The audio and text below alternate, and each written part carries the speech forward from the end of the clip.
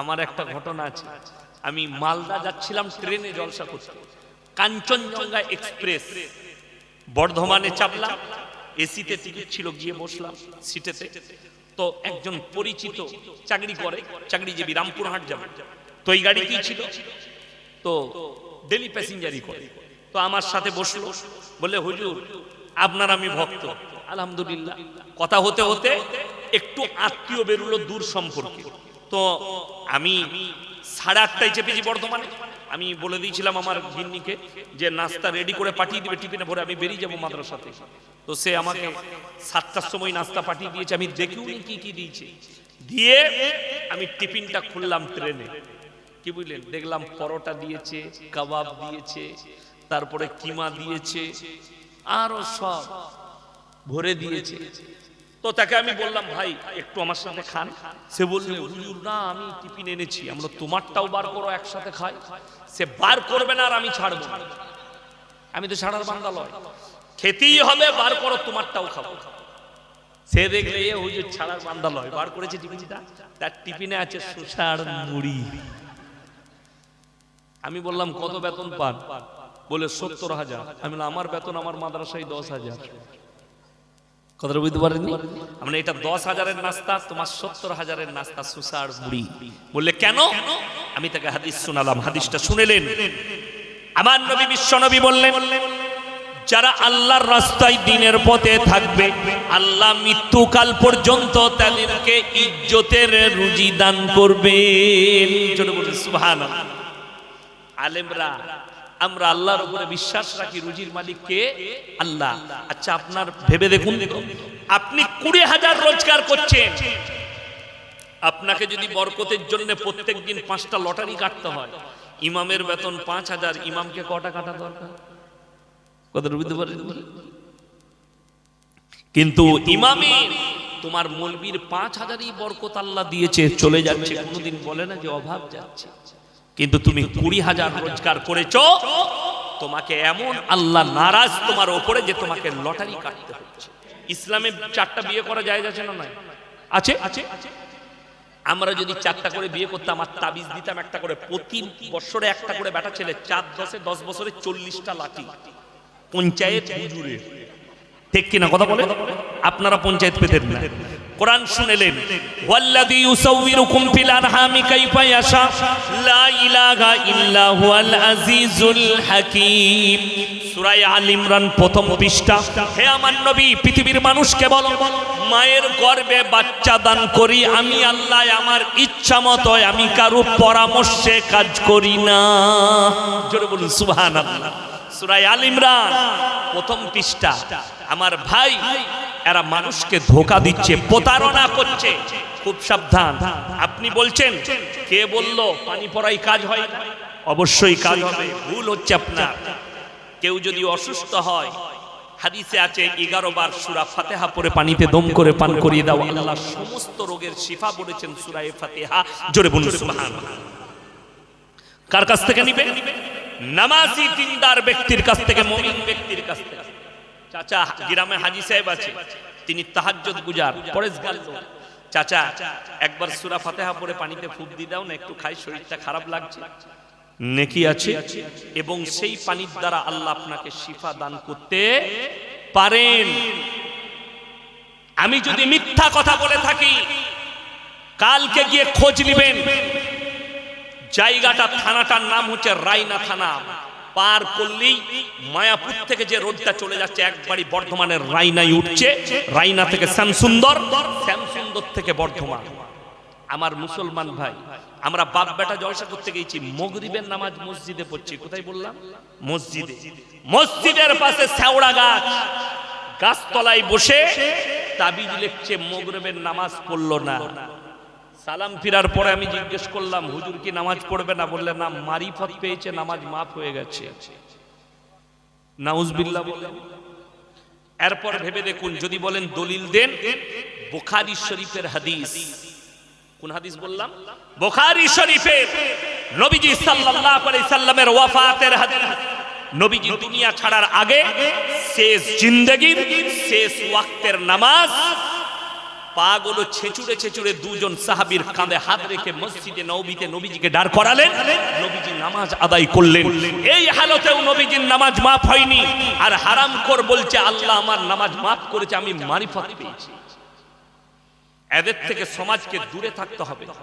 অথচ রাসূল বলেছেন যার নামাজ নাই তার মধ্যে ইসলাম নেই, এটা রাসূল সাল্লাল্লাহু আলাইহি সাল্লামের হাদিস।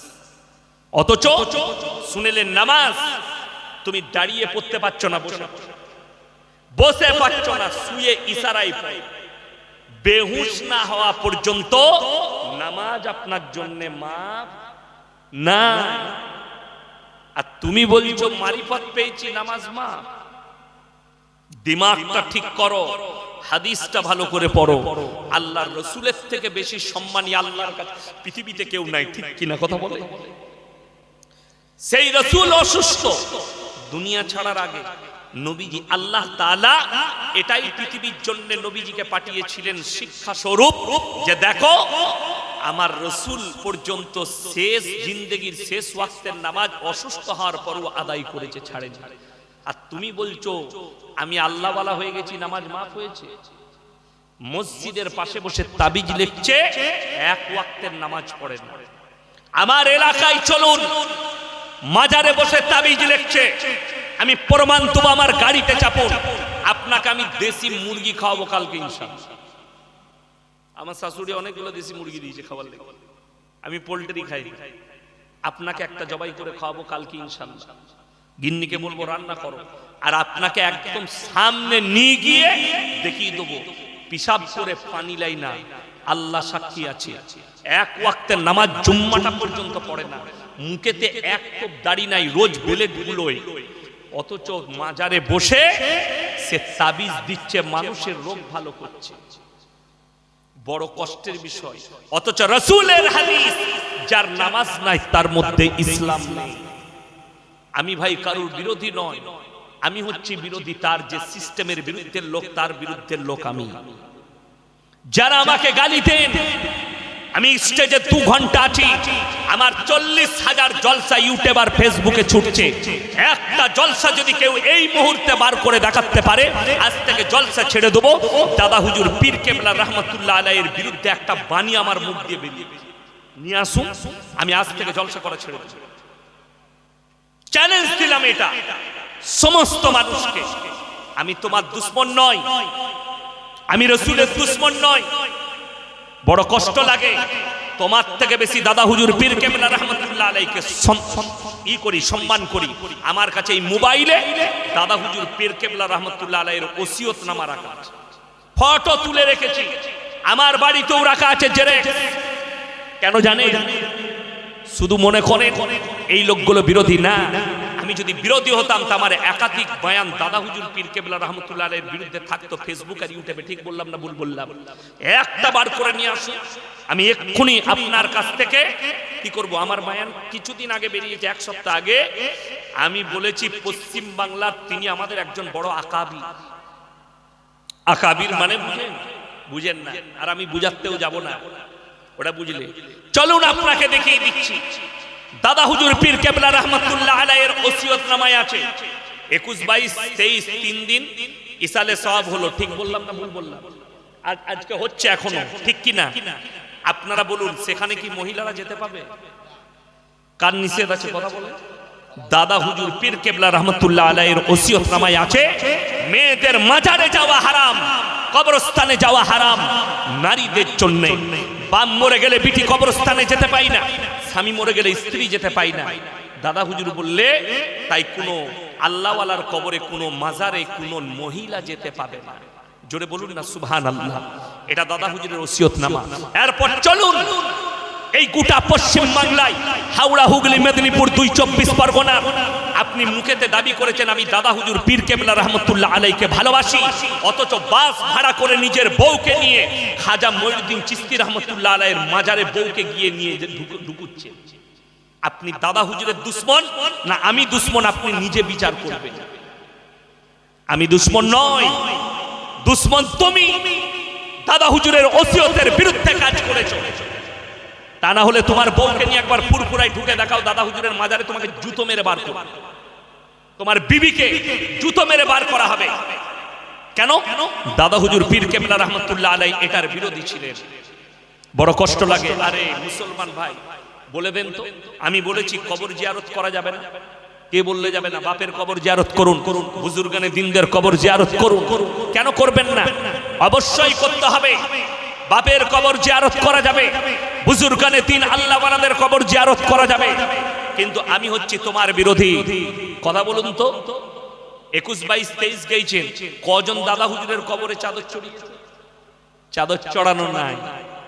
আর তুমি খাজা বাবার মাজারে 5000 টাকার চাদর চড়িয়েছ, অথচ তোমার চাচির গায়ে চাদর নাই। ওরে নেমো হারাম, চাচিকে একটা চাদর কিনে দিলে খাজা বাবাও রাজি হতো আর আল্লাহও রাজি হয়ে যেত।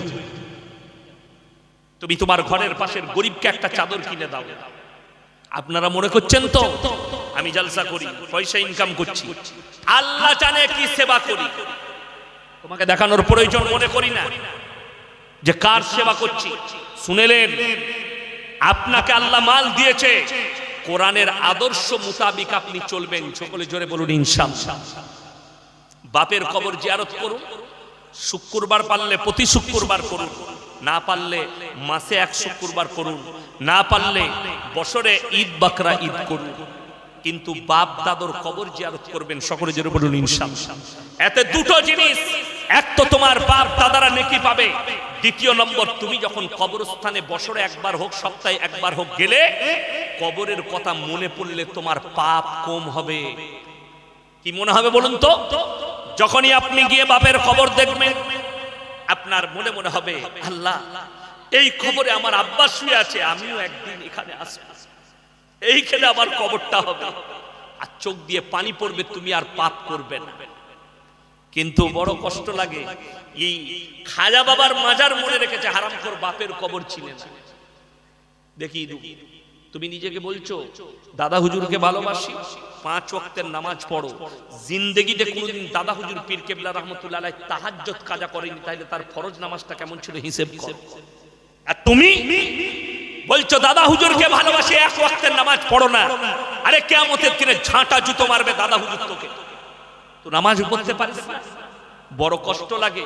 তুমি বলো দাদা হুজুরকে মহব্বত করি, মহব্বত করলে আজ থেকে নিয়ত করেলে আমরা নামাজ কাজা কেউ করব না। জোরে বলুন ইনশাআল্লাহ। 1 নম্বর শুনালাম। দ্বিতীয় নম্বর, বাচ্চা কে দান করবেন? সকলে বলুন আল্লাহ। ভালো মন্দ কল্যাণ অকল্যাণের মালিক হচ্ছেন একমাত্র, সকলে বলুন কে? আল্লাহ। আল্লাহর উপরে ভরসা রাখুন। আল্লাহ আমাকে সন্তান দান করো। নামাজের পরে কাঁদো, ফজরের পরে কাঁদে, স্ত্রী কাঁদবে নামাজের পাটিতে, আল্লাহ গো তুমি আমাকে সন্তান দান করো। হ্যাঁ, আপনি এলাজ করুন।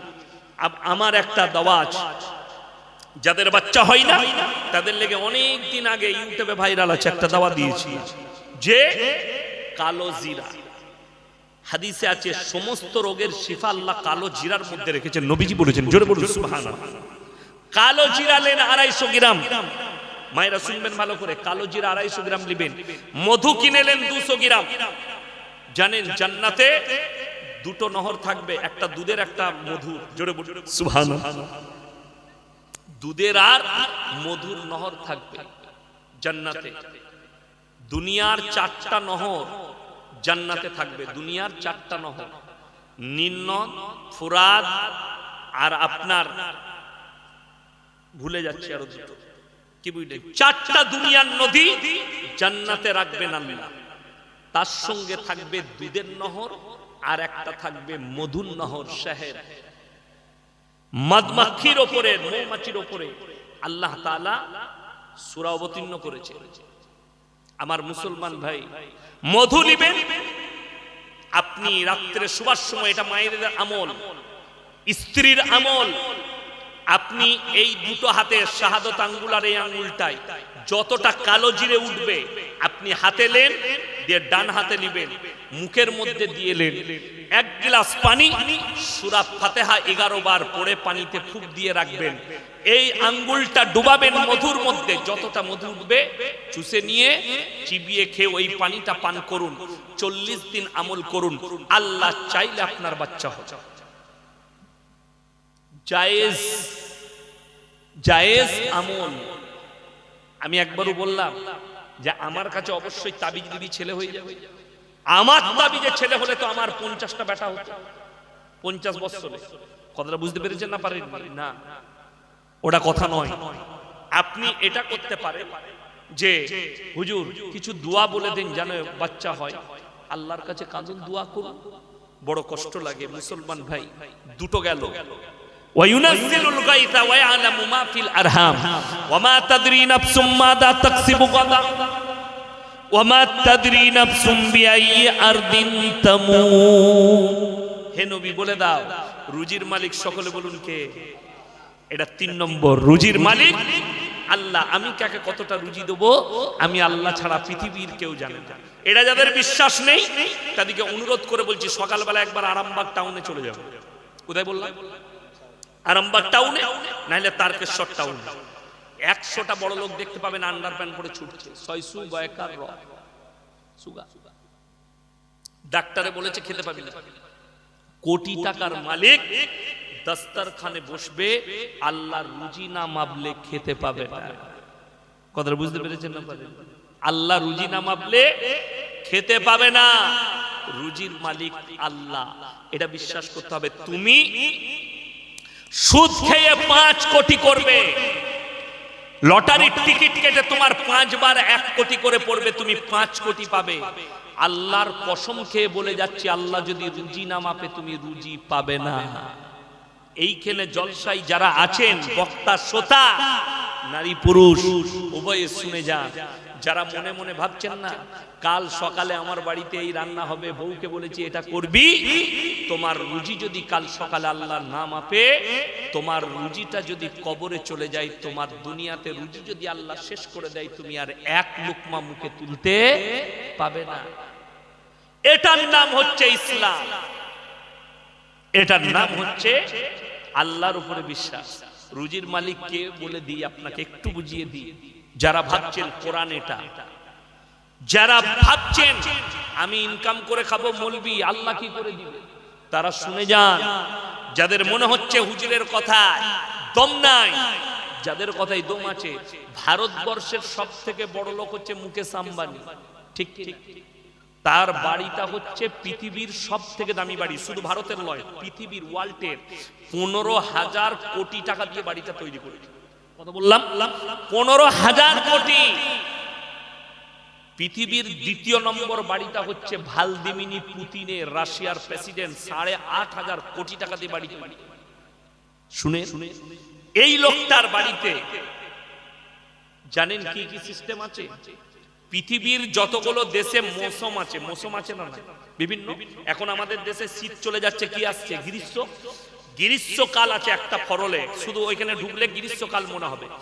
আর একটা তাল্লায় যখন ঢুকবেন ওইখানটা ঢুকলেই মরুভূমি একদম। আর এক জায়গায় -50 ডিগ্রি বরফ পড়ছে, যেমন কাশ্মীরে বরফ পড়ে ওইভাবে। এইভাবে এক একটা ফ্লোর আছে, 700 খালি কর্মচারী আছে।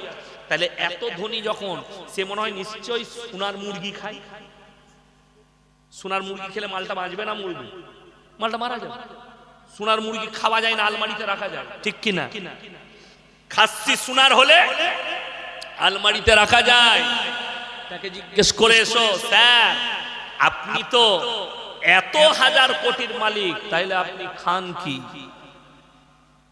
হ্যাঁ, তাকে জিজ্ঞেস করো, मैं 2 रोटी खाता हूँ और हमारे लिए करेला भाजी है और कुछ नहीं है, दाल है, पाव भुजिया है। বড় কষ্ট লাগে। আপনি মনে করছেন ভালো মন্দ খাচ্ছে। আমি আজ থেকে 10 বছর আগে জলসায় গিয়েছিলাম, ও কলকাতার কাছে, বজবজের কাছে। বাড়িটা নাই নাই করে 20 থেকে 25 কোটি টাকার বাংলো। 11টায় জলসা শেষ করেছি, হুজুর আমার বাড়িতে খাওয়া দাওয়া। ঢুকে আমার মাথায় হাত, ডাইনিং টেবিলে 50 জন বসা হবে। আমি, আমার ড্রাইভার, আমার ম্যানেজার, হাজি সাহেব আমার পাশে বসেছে, তার কর্মচারী আছে, তাদের মসজিদের ইমাম মুয়াজ্জিন আছে, সবাই মিলে বসলাম। ডাইনিং টেবিলে খাবার লেগে আছে আমি আসার আগে। খাবার কি কি? ভেটকি মাছ, ভাপা ইলিশ, আর চিকেন তন্দুরি, আর খাসির বিরিয়ানি, আর পোলাও, আর কিমা, আর পরাঠা। হাই সাহেব আমার পাশে বসেছে। হাই সাহেবকে আমি বললাম, হাই সাহেব একটা চিকেন তন্দুরি দিই। আমার একদম চলবে না। ভাপা ইলিশ বলে ছুয়া চলবে না। ভেটকি বলে একদম খাই না। কি খাবেন? বলে হুজুর আপনারা খান, আমার আলাদা মাল আসছে। আমি মনে মনে করলাম আল্লাহ, তাইলে হাজী সাহেবের স্পেশাল কিছু আসছে, আমি যখন পাশে আছি একটু মারবো। হাজী সাহেবের কর্মচারী খাবার আনছে, প্লেটটার দাম হচ্ছে 2100 টাকা, চাইনার ব্র্যান্ডেড কাচের প্লেট। বাটিটার দাম 1250 টাকা, একটা চাইনা কাচের বাটি। প্লেটে আছে দুটো পুরা রুটি আর বাটিতে আছে করেলা ভাজি। আমরা হাজী সাহেব এটা আপনার? বলে ডাক্তার একদম নিষেধ করে দিয়েছে, এগুলো ছোঁয়া যাবে না। আমি কি বললাম জানেন হাজী সাহেব? ডাইনিং টেবিল আপনার, টাকাও আপনার, খাবারও আপনার, কিন্তু রুজি মেপেছে আল্লাহ মৌলবীর আর কর্মচারীর। কোরআন হচ্ছে, কোরআনে আছে হযরতে জাকারিয়া মরিয়মকে বলছেন ক্বালা ইয়া মারইয়াম আন্না লাকি হাদা, ওগো মরিয়ম তুমি এই ঘরের মধ্যে বন্দী আছো, ভালো মন্দ আকরর মুনাক্কা কাজু কিশমিশ এই আশ্চর্য ফলগুলো তোমার খানচাই কোথা থেকে আসছে? মরিয়ম উত্তর দিলেন ক্বালাত হুয়া মিন ইনদিল্লাহ ইন্নাল্লাহা ইয়ারযুকু মান ইয়াশাউ বিগাইরি হিসাব। আল্লাহ যাকে ভালোবাসেন, আল্লাহ যাকে পছন্দ করেন তাকে বেসুমার রিজক দান করেন। কোথা থেকে দেব, কেমন করে দেব, আমি আল্লাহ ছাড়া পৃথিবীর কেউ জানে না। জোরে বলুন সুবহানাল্লাহ। এটা কোরআন সূরা মারইয়াম। আর চতুর্থ নম্বর, কার কোথায় মৃত্যু হবে এটাও আমি আল্লাহ ছাড়া কেউ জানে না। সবাই একটা দোয়া করবেন, কি দোয়া? আল্লাহ তুমি আমাকে মৃত্যু দিও কালমার সঙ্গে আর ইজ্জতের সঙ্গে। এই দোয়া সবাই করবেন, জোরে বলুন ইনশাআল্লাহ। আল্লাহ তুমি আমাকে যেখানেই মৃত্যু দিও ইজ্জতের সঙ্গে এবং কালমার সঙ্গে মৃত্যু দান করো। আমার মুসলমান ভাই, 4 নম্বর গেল। 5 নম্বর, কোথায় কত মিলিমিটার বৃষ্টি বর্ষণ হবে এটা আমি আল্লাহ ছাড়া পৃথিবীর কেউ জানে না। আমার মুসলমান ভাই, আপনি মনে মনে ভাবছেন আমি তো মুমিন, এরপরে মুমিন বলবো 5টা কথার উপরে আমল করতে হবে। কটা বললাম বাবা? 5টা কথার উপরে আমল করলে আপনি মুমিন, তাছাড়া আপনি মুমিন হতে পারবেন না। আমার আল্লাহ কোরআনে বর্ণনা করেছেন মুমিন হওয়ার জন্য শর্ত রেখেছে। কাদ আফলাহাল মুমিনুন, হে আমার নবী প্রকৃত মুমিন কারা? 1 নম্বর আল্লাযীনা হুম ফি সলাতিহিম খাশিউন। এটা কোরআন সূরা মুমিন 18 পারা, প্রথম পৃষ্ঠা, দ্বিতীয় আয়াত। আল্লাযীনা হুম ফি সলাতিহিম খাশিউন, তারা যখন নামাজ পড়বে তারা যেন খুশু খুজুর সঙ্গে নামাজ আদায় করে, ধীর স্থিরতার সঙ্গে নামাজ আদায় করে। আমাদের দেশের লোক তো পাইকারি নামাজ পড়ে, ঠিক বললাম? পাইকারি নামাজ। এই যেমন অনেকজন, অনেক ব্যক্তি মনে করে আরে ইয়াসিন হুজুর ও তো শবে বরাতের বিরোধী লোক। আরে হারাম কর, আমি শবে বরাতের বিরোধী লোক, আমি তোর বিরোধী। শবে বরাতের বিরোধী হতে যাবো কেন? তুমি বলছো পুরো বৎসর নামাজ নাই, খালি শবে বরাতের রাতে 150 রাকাত নামাজ পড়বো। আচ্ছা ছেলেরা উচ্চ মাধ্যমিক পরীক্ষা হয়েছে না হয়নি? বাচ্চাদের ছেলে মেয়েদের হয়েছে।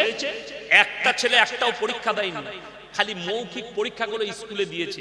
সে যদি রেজাল্ট আনতে যায় মাস্টার কিসে করে রেজাল্ট দিবে? কলমে করে না ঝাঁটা করে? ঝাঁটা করে। তো তুমি জিন্দেগিতে কোনোদিন নামাজ পড়লে না, খালি শবে বরাতের রাতের মুসল্লি। তুমি ঝাঁটা খাবে না? কথাটা বুঝতে পারেননি? আচ্ছা শবে বরাতের রাত্রিতে নামাজ পড়লে নেকি আছে, আছে না? শুধু শবে বরাত নয়, এই পুরো শাবান মাসটার প্রত্যেকদিন রাত্রিতে নামাজ পড়া উত্তম। কিন্তু তুমি বেছে নিয়েছো শবে বরাতের রাত্রি। আচ্ছা কেউ যদি শবে বরাতের রাত্রিতে নামাজ না পড়লো গুনাহ আছে? কথা বলে না? গুনাহ নাই। কেন? নফল ইবাদত। কেউ যদি রোজা রাখে নেকি আছে, রোজা না রাখতে পারলে কোনো রকমের পাপ নেই। চলুন এরপর বলে দিই, আমার মুসলমান ভাই আপনাকে অনুরোধ করে বলছি, ব্রেনে ভালো করে বায়ানটা ঢুকাবেন।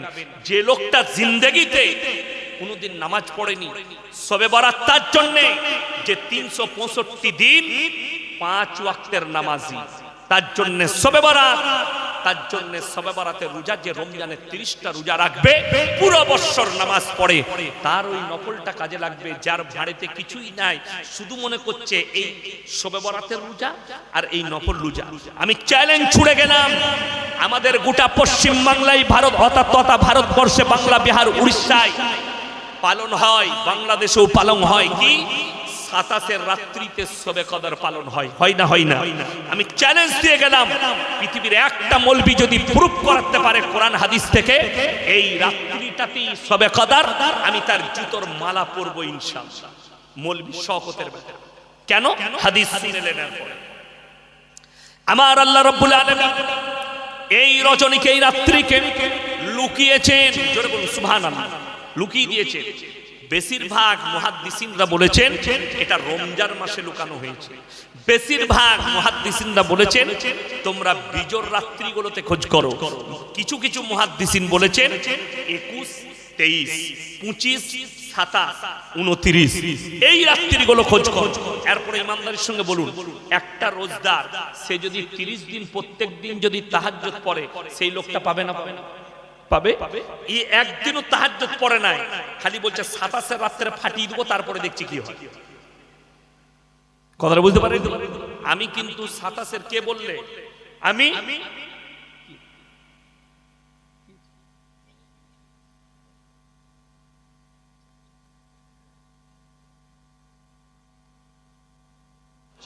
পাঁচটা জিনিসকে আল্লাহ গোপন করেছেন। কটা বললাম? কথা বলে 5টা। কোরআন শোনাবো, সূরা লুকমান। কোন সূরা? সূরা লুকমান।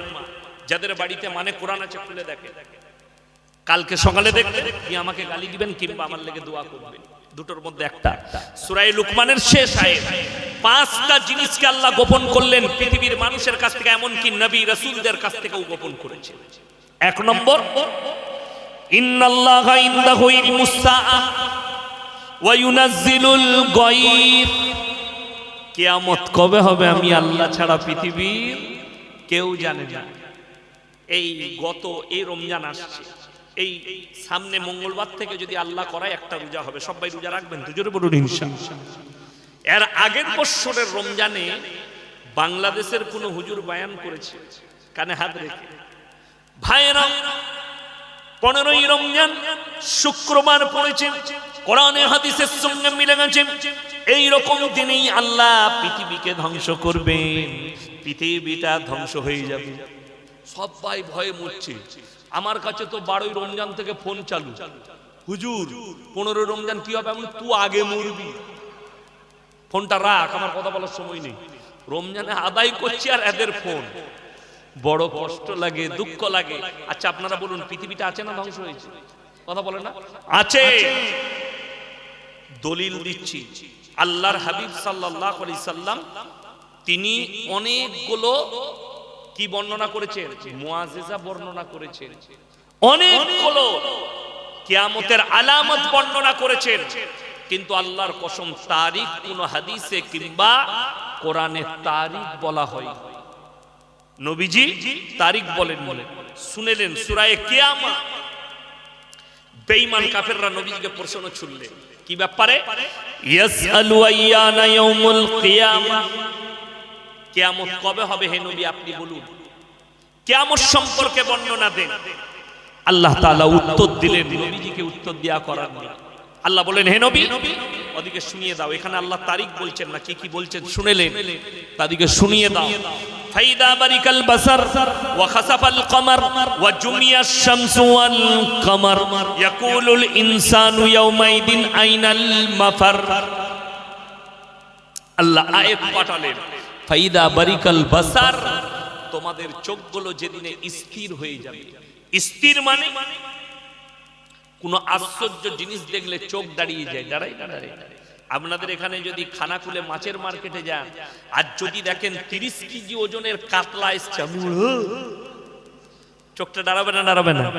চোখ দাঁড়িয়ে যাবে। এত বড় কাতলা মাছ জীবনে দেখিনি, এত বড়, চোখ দাঁড়িয়ে যাবে। কোরআনে এই শব্দই ব্যবহার করা হয়েছে, ফাইদা বারিকাল বাসার, তোমাদের চোখগুলো স্থির হয়ে দাঁড়িয়ে যাবে। ওয়া খাসাফাল কামার, যেদিনে চন্দ্রকে আলোহীন করে দেয়া হবে। ওয়া জুমিয়াশ শামসু ওয়াল কামার, যেদিনে চন্দ্র আর সূর্যকে মুখোমুখি টক্কর খাওয়ানো হবে, সংঘর্ষ হবে চাঁদ আর সূর্যের। ইয়াকুলুল ইনসানু ইয়াউমাইদিন আইনাল মাফার, কিয়ামতের দিনে ইয়াকুলুল ইনসানু ইয়াউমাইদিন আইনাল মাফার, মানুষ চিন্তায় নিবে, ব্রেনে ভাববে কোন জায়গায় লুকালে বাঁচি। আল্লাহ কোরআনে পরের আয়াতে বললেন কাল্লা লা ওয়াজার ইলা রাব্বিকা ইয়াউমাইদিনিল মুস্তাকার, সেদিনে নিজের রবের কাছে, আল্লাহর কাছে দণ্ডায়মন ছাড়া বিকল্প কোনো পৃথিবীর মানুষের রাস্তাই থাকবে না। আল্লাহর কাছে দণ্ডায়মন দিতে। এক নম্বর গেল ইন্নাল্লাহা ইনদাহু ইলমুস সাআ, কিয়ামত কবে হবে আমি আল্লাহ ছাড়া পৃথিবীর কেউ জানে না। ওয়া ইউনাজ্জিলুল গায়থা ওয়া ইয়ালামু মা ফিল আরহাম, মায়ের গর্ভে বেটা আছে না বিটি, বিকলাঙ্গ না কালো, খুড়া আছে না ভালো আছে, আমি আল্লাহ ছাড়া পৃথিবীর কেউ জানে না। আমাকে অনেকজন গালি দেন তো, স্টেজে দুদিকে দুজন বসে আছে, মোবাইলটা কই আমার? আপনাদেরকে এখানে দুটো পয়েন্ট দেখাবো, মারাত্মক পয়েন্ট। কি বুঝলেন? এই পয়েন্টগুলো দেখলে আপনারা বুঝতে পারবেন। এই পয়েন্ট দেখাতে হবে। হ্যাঁ, কি লেখা আছে? বাবা আকবর খান, কলকাতার মার। কি লিখেছে শুনেলেন? প্রেমের বিচ্ছেদ শুনেলেন? খালি বাচ্চা হচ্ছে না, একটাই ফোন কলে বাচ্চা হবে। শালা ফোনেতে বাচ্চা হয়? আমি তো প্রথম শুনলাম। রাগ করবেন না, আমার কাছে দলিল আছে, দুজন লোক বসে আছে। চাকরি হচ্ছে না, বউ পালিয়ে গেছে, 72 ঘন্টার মধ্যে ফিরিয়ে আনা হয়, কাগজে লিখেছে। আমি একটা জলসায় বলেছি, এইরকম লোকই আমাদের মোদিজি খুঁজছে। দুজন টাকা নিয়ে পালাইছে দেশে, বিজয় মালিয়া আর নীরব মোদি। এত টাকা নিয়ে পালাইছে। মোদিজিকে বলবো এই মালটাকে ভাড়া করো, 72 ঘন্টায় মালগুলোকে ঘুরিয়ে নিয়ে চলে আসে। এই 72 ঘন্টায় লোকের বউ আনতে পারবে আর তাদেরকে ঘুরিয়ে আনতে পারবে না? নাউজুবিল্লাহ বলে। শুনেলেন? কোরআন শোনাবো আমি, গাঁজা করি গল্প করিনি। বাড়িতে কোরআনটা দেখে আসুন, আমাকে গালি দিবার আগে আর নাইলে নিয়ে আসুন কোরআনের তাফসীরটা এই স্টেজে। কোন বাপের বেটা মৌলবি থাকলে তাফসীরটা নিয়ে আসুন। সূরা আল ইমরান। কোন সূরা বললাম? সূরা আল ইমরান। এ মাল লিখেছে আমার তাবিজে ছেলে হয়, কেউ বলছে আমার তাবিজে বেটা ছেলে হয়। আচ্ছা, হুজুরদের তাবিজে যদি বেটা ছেলে হতো, পঞ্চায়েত গুলো কাদের দখলে হতো? হুজুরদের না আপনাদের?